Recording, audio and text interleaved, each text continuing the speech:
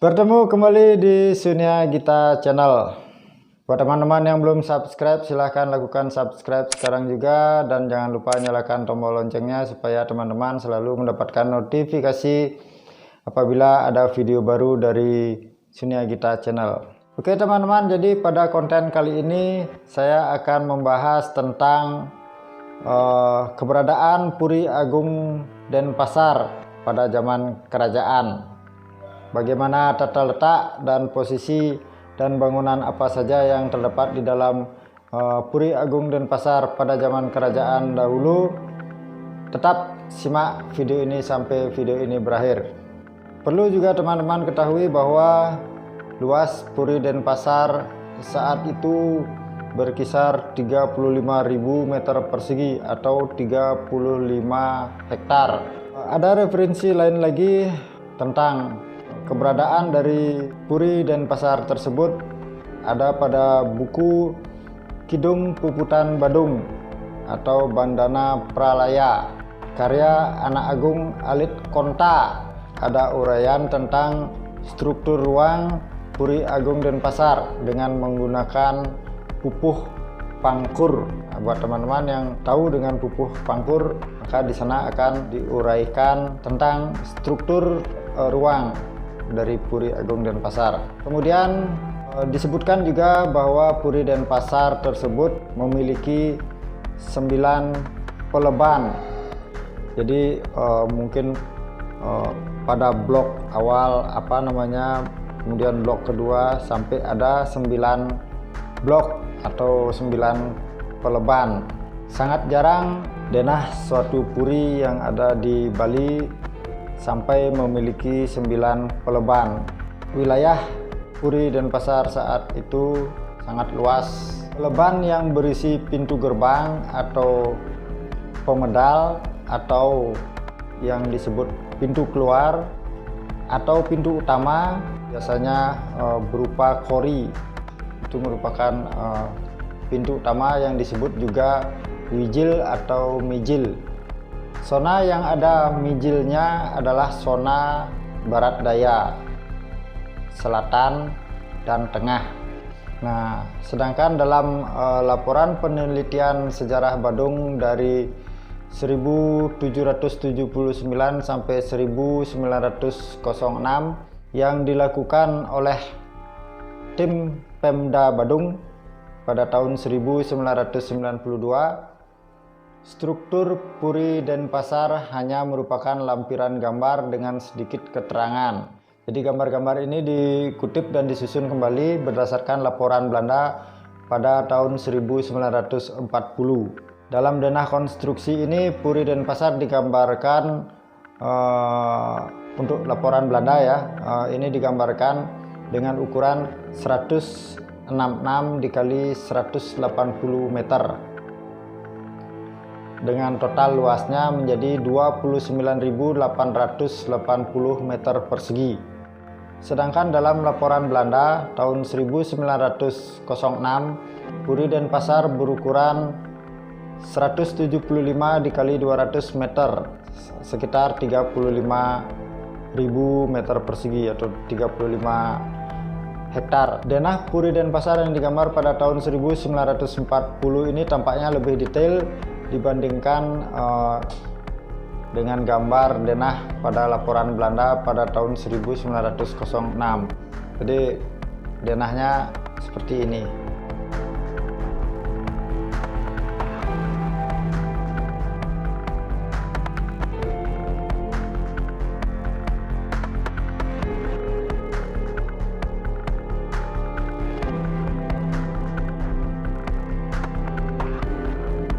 Kemudian di area daerah pertamanan atau area Narmada yang merupakan perintis Puri Denpasar disebut ada bangunan Kertagosa yang berada di sudut barat daya. Area pertamanan ini mungkin mirip konsep dari Taman Gili dan Balai Kertagosa yang di Puri Kelungkung. Sebab pada laporan Belanda tahun 1906 di area taman juga digambarkan ada bangunan di tengah kolam. Uraian Anak Agung Alit Konta dalam Kidung Puputan Badung atau Bandana Pralaya juga ada menyebutkan bangunan satu bangunan yang indah di tengah telaga.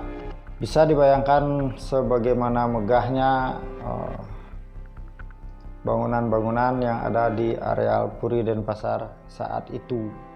Pada bagian sisi timur Puri juga ada bangunan Meru, dikelilingi juga oleh telaga yang bernama Balai Saraswati. Balai Saraswati ini adalah tempat menyimpan lontar-lontar. Bangunan ini berdekatan dengan Balai Suci. Jadi Balai Suci itu tempat pedanda istri untuk membuat sajen. Di depan Balai Saraswati ada bangunan Danu Raja. Di utara Danu Raja ada Balai Cakraningrat yang ditempati adik perempuan raja.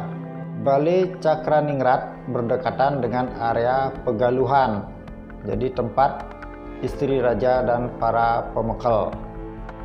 Kemudian bila raja menemui seorang tamu, maka diterima di areal tengah Puri pada bangunan Singaraja dan Singasari yang berhubungan dengan halaman Tengah Mijil Pisan.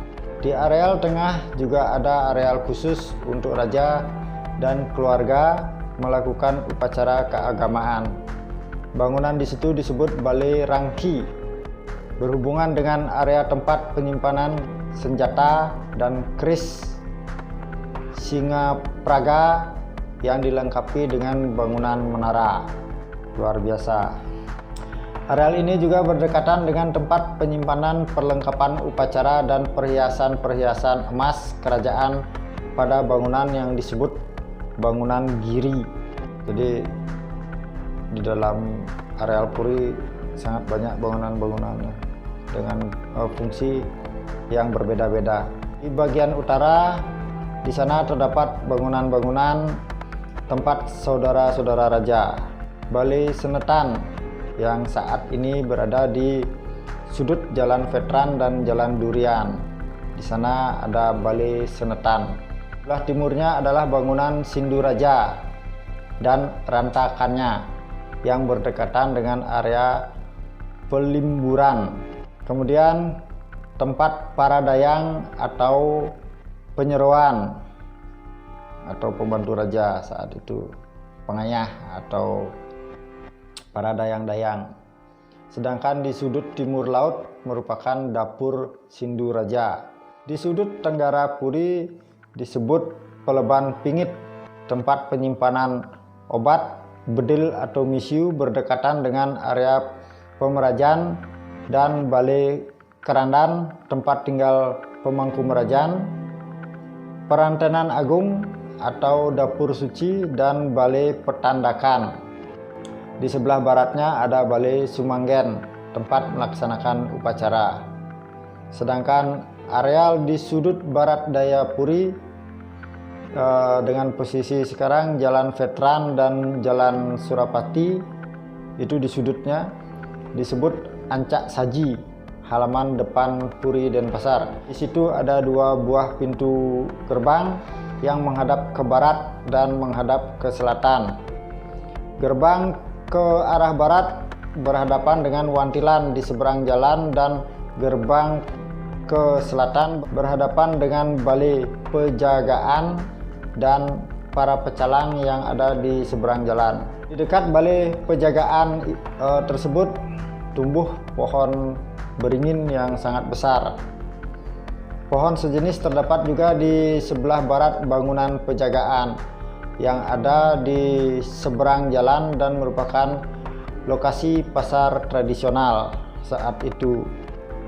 Kemudian dengan berawalnya dari sebuah taman, sejarah mencatat setelah Prabu Bandana atau Kiai Jambe Pule atau Kiai Anglurah Bebat wafat, beliau digantikan oleh putranya yaitu Kiai Anglurah Jambe Merik yang mendirikan puri bernama Puri Alang Badung sepeninggal Kiai Ketut Pemedilan atau Dewa Bagus Amecut yang dikenal sebagai Betara Macan Gading di Batu Klotok.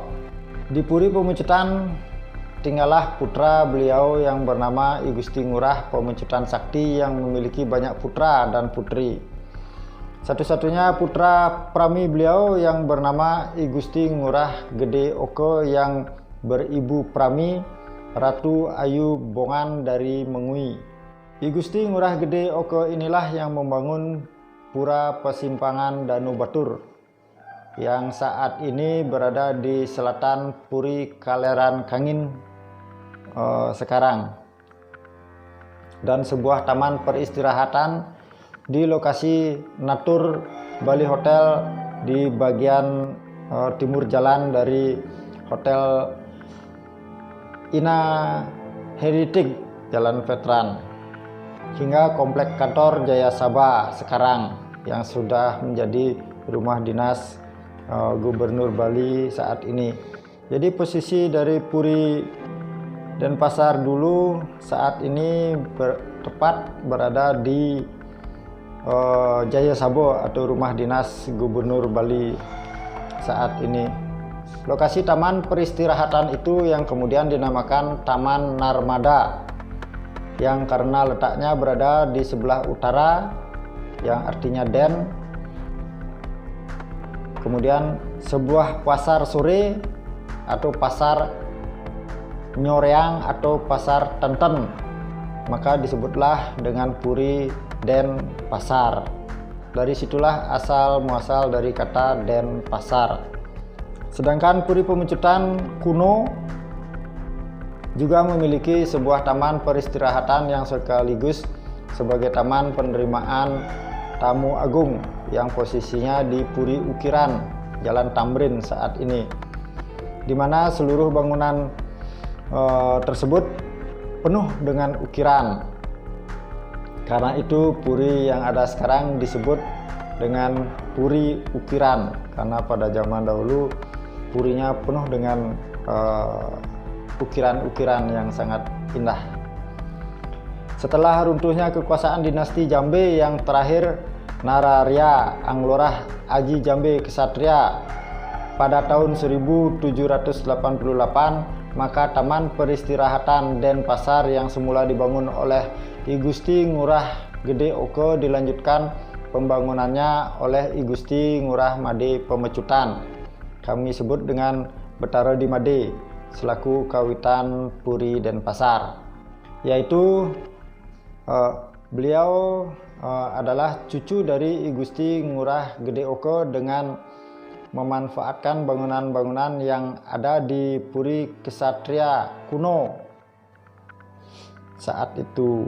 Kemudian pemerintah negara Badung atau Bandana Negara kemudian dipusatkan di Puri Agung Denpasar dengan sistem pemerintahan yang disebut dengan Ratu Mebala Ratu atau Ratu Awir Buja yang dilengkapi dengan Manca Agung yang terdiri dari Puri Tegal, Puri Kaleran Kawan, dan Puri Kaleran Kangin, Puri Oke, dan Puri Jero Kuto dengan Bagawanto Puri Denpasar, yaitu Griya Taman, Griya Sindu, Griya Sanur, Griya Lot Peken sesuai lontar surat Paleket Pemargi Pengerebegan Puro Tambangan Badung.